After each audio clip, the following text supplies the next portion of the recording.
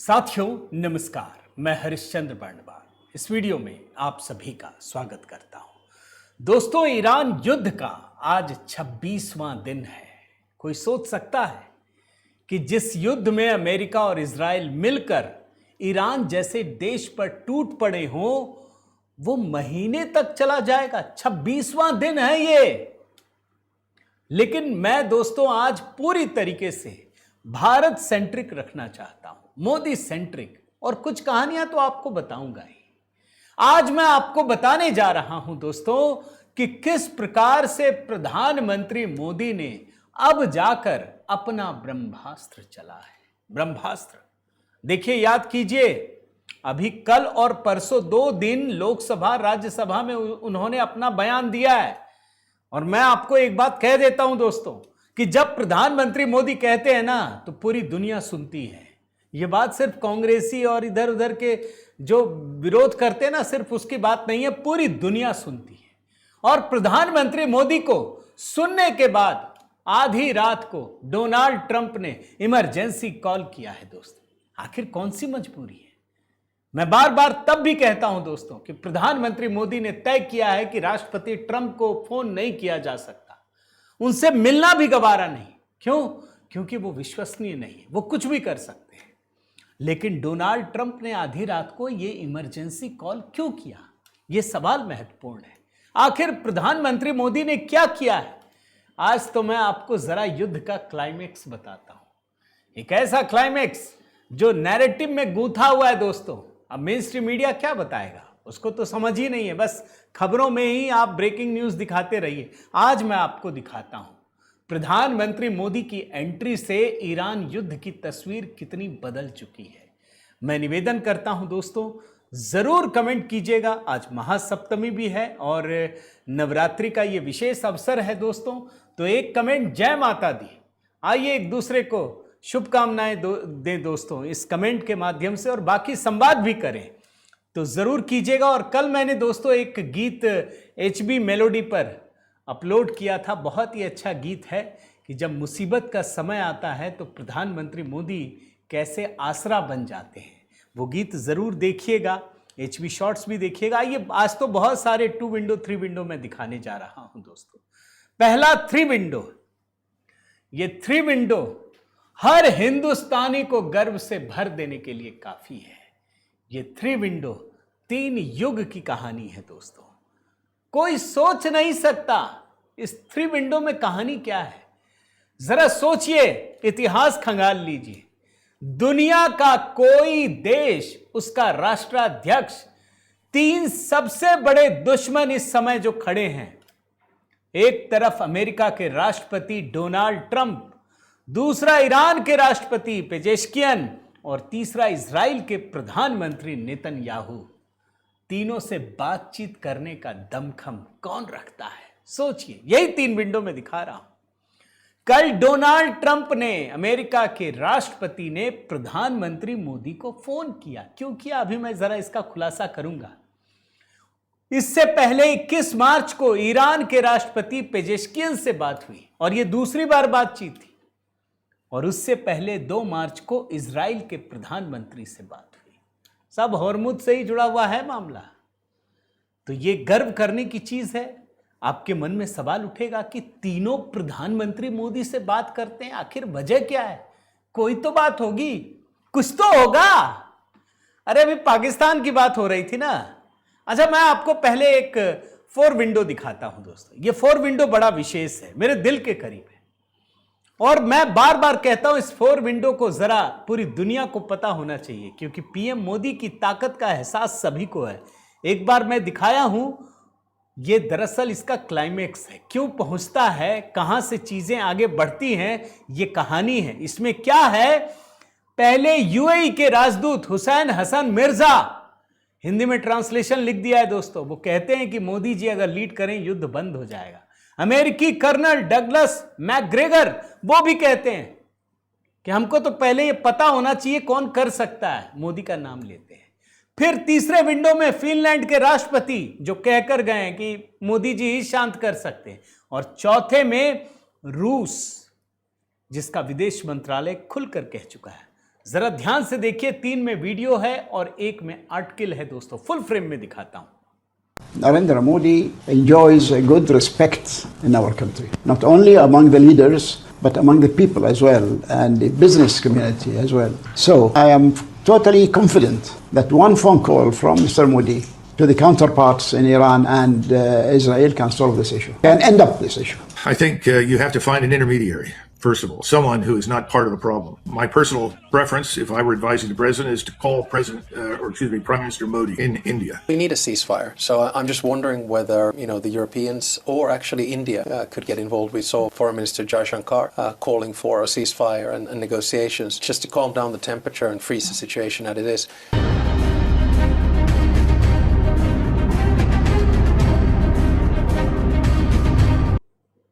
देख रहे हैं ना, पूरी दुनिया कह रही है मोदी जी ही कर सकते हैं, लेकिन मोदी जी तो थोड़े टाइट किस्म के आदमी है ना, उनको पता है कि कैसे चीज़ों को स्ट्रीमलाइन किया जाता है। वो एकदम अंत तक इंतज़ार करते हैं। और कल ही की तो बात है ना दोस्तों, मैं आपको ज़रा देखिए याद दिलाना ज़रूरी है। कल ही कांग्रेसियों ने विश्व गुरु मजाक उड़ाते हुए, अरे मोदी जी का थोड़ी मजाक उड़ा रहे हो भाई, ये भारत का उड़ा रहे थे, कि पाकिस्तान की एक फर्जी खबर प्लांट कर दी गई कि पाकिस्तान मध्यस्थता कर रहा है। कांग्रेसियों में आग लग गई, कहने लगे, एक तो पहले खबर प्लांट की गई, ट्रंप ने कहा और ये सब कुछ हुआ कि पाकिस्तान ही कुछ कर रहा होगा। कांग्रेसी ऐसे जल भुन गए कि देखो पाकिस्तान कर रहा, हमारा विश्व गुरु तो चुपचाप बैठा है। ईरान ने ही खारिज कर दिया, कोई बातचीत नहीं हो रही, कोई बातचीत नहीं हो रही। आपके मन में और मेरे मन में यह सवाल उठेगा दोस्तों कि आखिर ऐसा क्या है भारत में भाई कि भारत ही मध्यस्थता करेगा। मैं बढ़ते बढ़ते ये 2 विंडो भी आपको दिखा दे रहा हूं। भारत वो ताकत है जो एक साथ इस युद्ध की परिस्थिति में भी अमेरिका और रूस दोनों को एक ही जगह पर भारत के बंदरगाह पर ला सकता है। यह बड़ी बात है। मैंने तो कल आपको दिखाया था ना दोस्तों कि 7 जहाज भारत आए, 5 हॉर्मुज स्ट्रेट से आए, लेकिन सबसे बड़ी खासियत तो ये 2 तस्वीरें हैं, एक अमेरिका का जहाज और एक रूस का जहाज, दोनों युद्ध की परिस्थिति में भारत पहुंचा। ज्यादा दिन नहीं हुए, 2-3 दिन ही हुए हैं, लेकिन ये तो ताकत है ना कि हम दोनों देशों के जहाज को ला सकते हैं ना। अब मैं आपको मेन खबर दिखाने से पहले दोस्तों एक आध 2 विंडो जरूर दिखाना चाहता हूं, ताकि एक क्लियर कट पिक्चर जो इस समय के हालात हैं आपको समझ में आ सके। बड़ा सवाल उठाते ना कि भारत बड़ा असुरक्षित देश है, मुसलमानों के लिए सेफ नहीं है। 2 विंडो दिखा रहा हूं, अब देख रहे हैं ईरान मुसीबत में है। कौन सहायता कर रहा है? कश्मीर के मुसलमान कर रहे हैं। सोना चांदी रुपया पैसा बर्तन सब दान कर रहे हैं ईरान की सहायता के लिए। बताइए, कोई लेना देना नहीं होगा। और पाकिस्तान में मुसलमानों ने, शिया मुसलमानों ने कहा कि भाई हमको मदद करना है, तो मुनीर ने जानते क्या कहा? अरे तुम गद्दार हो, ईरान से प्रेम है, ईरान चले जाओ। अगर भारत में अभी कोई कह देता ना तो छाती पीट पीट के सारे कांग्रेसी और ये पूरा विपक्ष जो है रोने लगता, मातम मचाने लगता। ये 2 विंडो इसीलिए दिखा रहा हूं कि भारत के मुसलमान और पाकिस्तान के मुसलमान क्या कहा गया है, सिर्फ देखते जाइए। और एक और 2 विंडो दिखाता हूं दोस्तों, ये देखिए कि भारत के मुसलमान तो साथ दे रहे हैं, लेकिन हकीकत दिखा रहा हूं, सिर्फ हकीकत। ये वही ईरान है जिसने कश्मीर में भारत का साथ नहीं दिया था, पाकिस्तान का साथ दिया था। पता होना चाहिए, ये पता होना इसलिए जरूरी है कि अगर भारत सरकार कोई स्टैंड ले रही है तो उसके पीछे की वजह क्या है। एक और आखिरी 2 विंडो दिखाता हूं दोस्तों, ये भी देख लीजिए कि भारत की नीति क्या है। भारत किसी भी कीमत पर सीधे अवाम से जुड़ता है। वहां के लोगों को मुसीबत है, ईरान के लोगों को, तो दवाई ईरान के लोगों को दी गई है। जैसे अफगानिस्तान में हम मदद करते हैं, सत्ता कोई भी हो, ये पीपल टू पीपल कांटेक्ट है। और ईरान से हम तेल भी लेते हैं, एलपीजी से टैंकर भी मंगवाते हैं, क्योंकि हमें अपने लोगों की भी चिंता है। यह है मोदी की नीति, यह है मोदी की भारत नीति। अब आइए असली खबर पे आते हैं दोस्तों। 26वां दिन है, जरा इस ट्वीट पे नजर डालिए, इसकी भाषा समझिए। received a call from President Trump and had a useful exchange of views on the situation in West Asia. राष्ट्रपति ट्रंप का फोन आया, received a call from President Trump. कोई my dear friend, ये वो कुछ नहीं, प्रेसिडेंट ट्रंप, स्ट्रेट फॉरवर्ड. ये भाषा बहुत बड़ा एक, जैसे कहते हैं ना, हथियार है. आप किसी व्यक्ति को समझना चाहते हैं, उसके बिहेवियर को समझना चाहते हैं.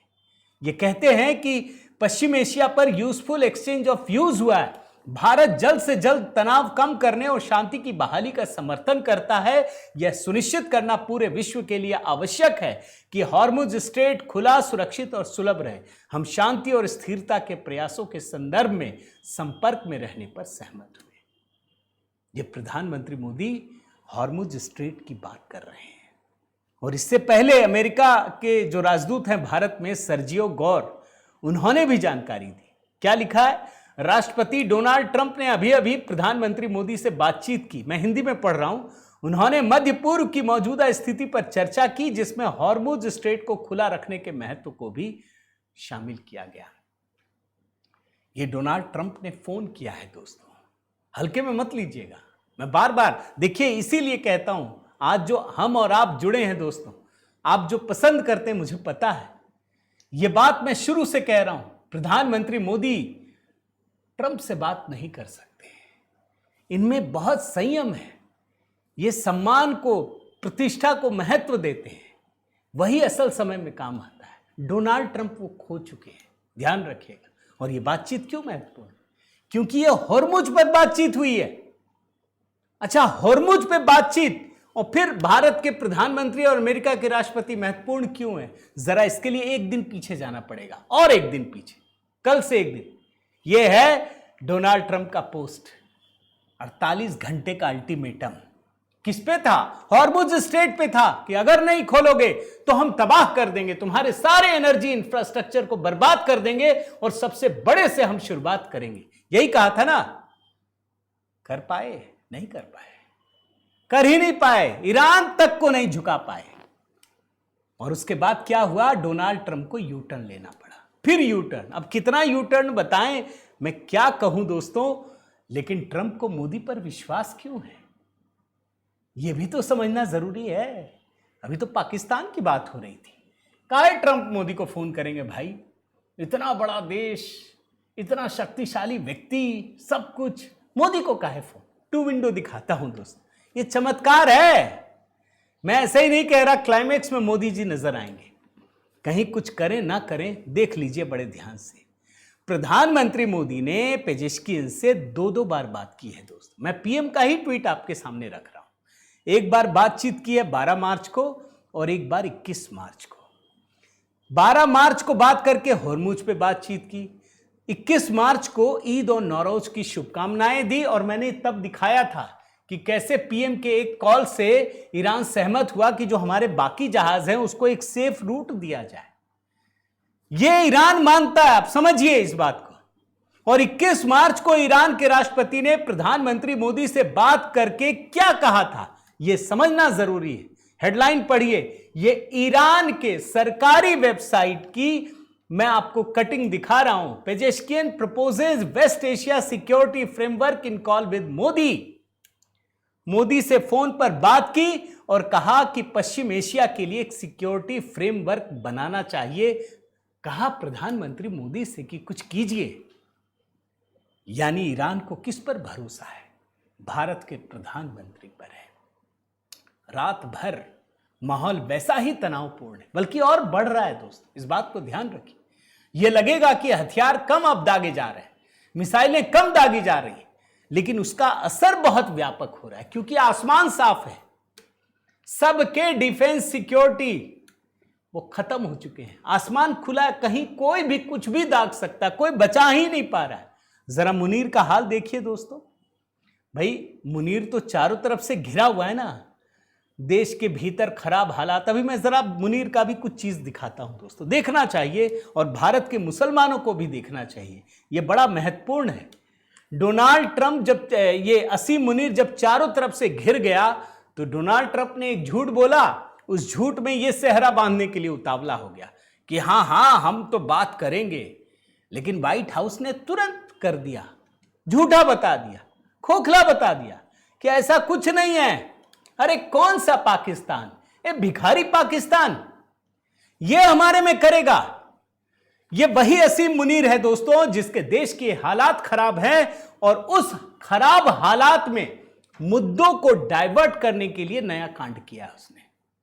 आप देखते हैं ना, मान लीजिए एक हाथ में चोट लगी है, दर्द हो रहा है, तो एक तरीका है जो ये लोग करते हैं कि दूसरा हाथ तोड़ दीजिए और ज्यादा जख्म कर दीजिए, तो इधर से ध्यान ही हट जाएगा, फिर तो जो टूटा हुआ हाथ है उधर ध्यान चला जाएगा।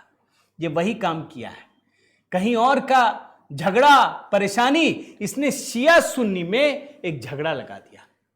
रावलपिंडी में एक इफ्तार के दौरान शिया धर्म गुरुओं को बुलाया और जानते क्या धमकी दी कि अगर ईरान पसंद नहीं है ना, ईरान भागो, अगर ईरान पसंद है तो भागो। शिया सुन्नी की लड़ाई करा दी। मैं आपको सुनाता हूं, शिफा नजफी सबसे बड़े शिया धर्म गुरु जो इफ्तार में मौजूद थे खुलकर कह रहे हैं कि उसने किस तरीके से असीम मुनीर ने हम लोगों को धमकाया है। पाकिस्तान के शिया मुसलमानों को सुन लीजिए।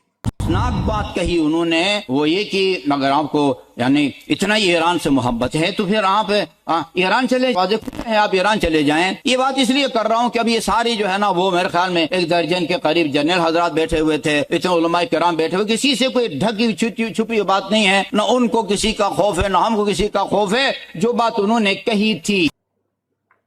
असीम मुनीर की सांसें फूल रही हैं। क्यों? खमैनी की जब हत्या हुई ना दोस्तों, तो जो पाकिस्तान में शिया मुसलमान है वो भड़क गए, अमेरिका के खिलाफ हिंसा हुई और कितने लोग मारे गए ये सब मैं बता चुका हूं। अब इसने उसको पलट दिया, सारे शिया मुसलमानों को धमकी दे दी। अब ये जो शिया धर्म गुरु हैं वो पूछ रहे हैं, शेख जावेद, वो कह रहे हैं मुनीर को ललकारते हुए कि अरे तुम्हारे पास जो 8 लाख सेना है मुसलमानों की, उसमें 3 लाख हमारे बहादुर शिया जवान हैं। अपने शियाओं को ईरान जाने के लिए कहकर उनका अपमान किया, इसके लिए माफी मांगो या अंजाम भुगतने के लिए तैयार रहो। अगर ये 3 लाख शिया जवान विद्रोह कर देंगे तो पाकिस्तान को टूटने से कोई बचा नहीं पाएगा। खुली चुनौती दी है कि हम नहीं मुनीर, तुमको छोड़ना पड़ेगा। मैं 2 कमेंट पढ़ रहा था दोस्तों, वो 2 कमेंट एज इट इज उठाया है। देखिए ये कौन है जनाब, अल्लामा सैयद अहमद शिया धर्म गुरु पाकिस्तान।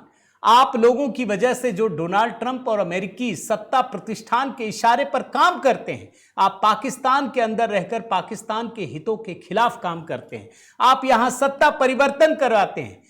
देश इस समय जिस भी तबाही का सामना कर रहा है वह अमेरिकी गुलामी और आप लोगों की वजह से। हम पाकिस्तान के शुभचिंतक हैं, यह अमेरिका, इजराइल और तुम लोगों की वजह से पाकिस्तान की नाव डूब रही है। एक दूसरा दिखाता हूं स्टेटमेंट, शिया उलेमा काउंसिल पाकिस्तान के केंद्रीय उपाध्यक्ष अल्लामा सैयद सिब्तैन हैदर सबजवारी। क्या लिखा है? आप अमेरिका के नौकर बन रहे हैं, आप इजराइल के नौकर हैं। अगर आपको उनसे इतनी हमदर्दी है तो आपको यह देश छोड़ देना चाहिए। आप कौन सा कलमा पढ़ते हैं? क्या आप हमें धमकाने की कोशिश कर रहे हैं? क्या आप शिया समुदाय को धमकाने की कोशिश कर रहे हैं? अगर तुम्हें अपने आकाओं इजराइल और अमेरिका से इतना ही प्यार है तो पाकिस्तान छोड़कर चले जाओ। ये तो कह रहे हैं कि तुम्हारा जो मोहम्मद अली जिन्ना है वो भी शिया ही था। लेकिन आगे बढ़ने से पहले छोटी सी कहानी भारत की जोड़ देता हूं दोस्तों। वहां तो बोल नहीं सकते ना, भारत में जितना कश्मीरी है ना मुसलमान, वो ईरान के लिए दिल खोल के खजाने लुटा रहे हैं। मैं कुछ तस्वीरें दिखाता हूं, देख लीजिए दोस्तों, देख लीजिए। ये सारे बर्तन, जेवर, पैसे भरे पड़े हैं। मैं एक बयान देख रहा था, एक मुस्लिम महिला जो विडो है, 28 साल तक जो आभूषण छुपा के रखी थी दान में दे दिया ईरान के लिए। सुन लीजिए।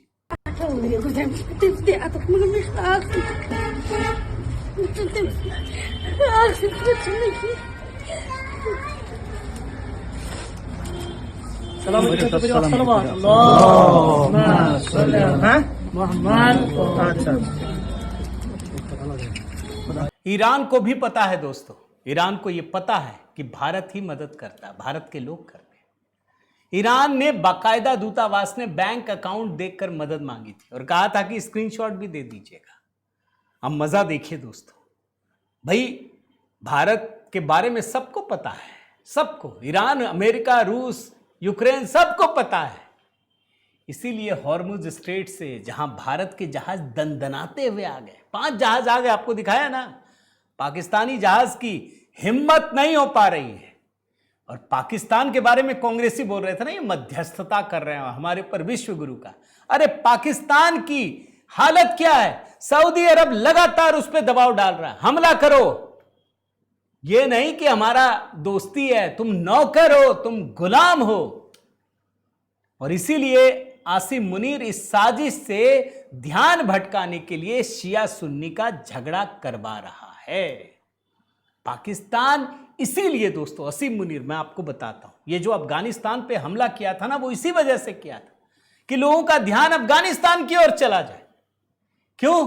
क्योंकि पाकिस्तान बिना कुछ किए बर्बाद हो रहा है। कैसे बर्बाद हो रहा है? अब देखिए, अभी जो युद्ध शुरू हुआ है दोस्तों, महंगाई इतनी चरम सीमा पर है, डॉलर नहीं है उसके पास, तेल नहीं है, गैस नहीं है, कुछ भी नहीं है। और इसीलिए पाकिस्तान में लॉकडाउन लगाया गया है। जो लोग पाकिस्तान से तुलना करते हैं ना, हालत देखनी चाहिए।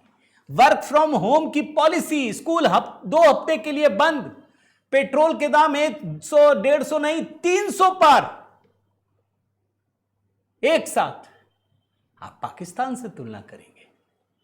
मैं तो ये मानता हूं दोस्तों, प्रधानमंत्री मोदी जिस संयम के साथ काम करते हैं, अद्भुत है, उसकी कोई तुलना नहीं हो सकती। और इसीलिए प्रधानमंत्री मोदी के पास डोनाल्ड ट्रंप चल कर आए, फोन किया और ये कहा, बाद में खबर भी आ गई कि अगर भारत मध्यस्थता करे तो ये अच्छी बात होगी। आप इस पूरी कहानी को कैसे देखते हैं दोस्तों? क्या भारत, प्रधानमंत्री मोदी ने जो नीति अपना रखी है, उससे आप कितना सहमत हैं? मैं तो देखता हूं कि बेवजह दखल नहीं देना है। पहले अपना हित देख लो भैया, अपने देश का, क्योंकि कई बार बेवजह जब घुसते हैं ना, तो आप फंस जाते हैं, उलझ जाते हैं और देश को भी उलझा देते हैं। ये काम नेहरू करते थे। उम्मीद करता हूं दोस्तों ये वीडियो पसंद आया होगा। एक कमेंट जरूर कीजिएगा दोस्तों, जय माता दी यही लिखिएगा, लाइक कीजिएगा, शेयर कीजिएगा। अगर चैनल आपने सब्सक्राइब नहीं किया है तो ज़रूर कीजिएगा। एक खुशखबरी है कि 19 लाख सब्सक्राइबर हो गए। आप सभी को प्रणाम करता हूं। 1 लाख बचा है दोस्तों 2 मिलियन में, तो अगर थोड़ा जोर लगाएंगे तो शायद 2 मिलियन जल्दी होगा। बने रहिए, जुड़े रहिए। HB शॉर्ट्स ज़रूर देखिएगा दोस्तों, क्योंकि वहाँ बहुत सारी कहानियाँ मैं लगातार अपलोड कर रहा हूँ। बहुत बहुत धन्यवाद। जय माता दी।